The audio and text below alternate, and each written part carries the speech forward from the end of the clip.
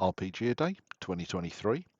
We got as far as day 28, the scariest game that you've played. Now, I am going to go for scariest game session, I think, rather than necessarily scariest game. I wasn't quite sure how to run this. I like horror games. I like scary games. I like playing in them. I like running them. I'm not often genuinely like unsettled or allow myself to really get unsettled, to get scared while I'm playing. I don't know why, but it doesn't often happen. However, I was playing, I think I've told this story before. I was playing in a Leagues of Gothic Horror game. It would be a play by post, it's a play by Discord. Um, and really good game. Really had a lot of fun with it. Um, and I was playing a character called uh, Percival Fanshawe, Lord Percival Fanshawe, known to everybody as Percy. Percy had a backstory which was around losing his wife, not in any particularly horrific way, but it deeply affected him. And after about 10 years of really not being himself, he got his life back together and he joined the Ministry of Unusual Affairs, um, and started to investigate things. And in doing so, expanded his horizons. So one of the various scenarios, we ended up at a mental asylum in north of London, up by Epping Forest, I think, from memory.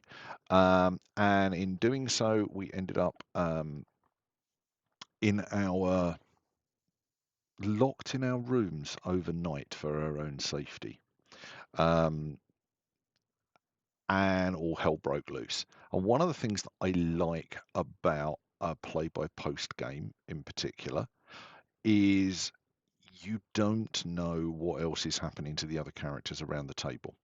So I knew that I woke up in the middle of the night and I knew what was happening to me. I had no idea what the hell else was going on. And nobody else in the group knows what happened to my character other than by me telling them, which was quite interesting because all hell was breaking loose outside with fires being set and things happening and people being killed. What I knew was that I woke up in the middle of the night and my late wife was in the room as she had been before she died, not The Walking Dead, but just was there. Um, and started trying to talk to me and was being very affectionate.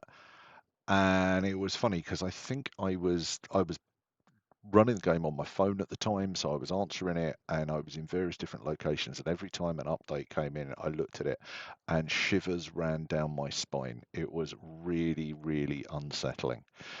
Definitely the most scared I've allowed myself to become, the most unsettled I've been by something that happened in a game.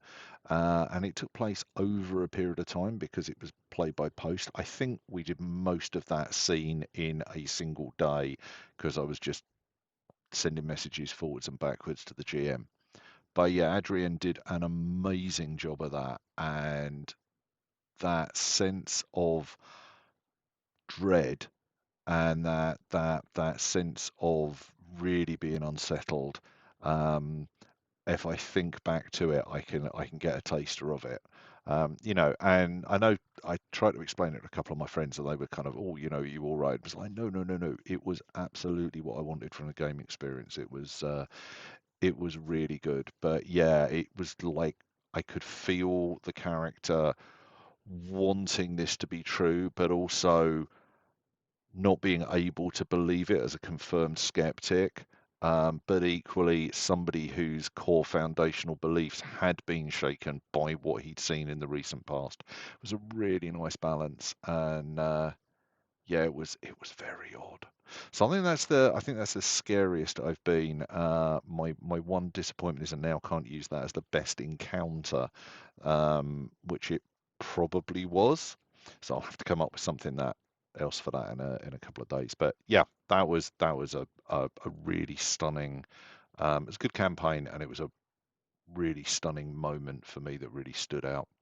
So anyway, that's the end of today's. We're getting really close to the end of the month, and it's looking like I might make it through all the way to the 31st of August. So, yeah, have a good day, and I'll be back tomorrow.